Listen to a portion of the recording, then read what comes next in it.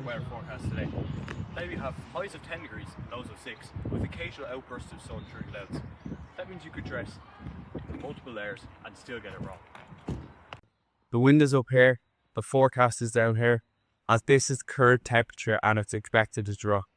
Rain? Oh yes, there's a 95% chance of rain, aka if you bring an umbrella, you're fine. If you don't, absolute chaos. The weather tomorrow will be 4 to 12 degrees, which is perfect weather for saying, oh, the weather's actually nice, and then complaining about the weather 4 minutes later. In summary, the weather is bad, I can't control it, and that's the forecast. All of more weather updates, we can't control.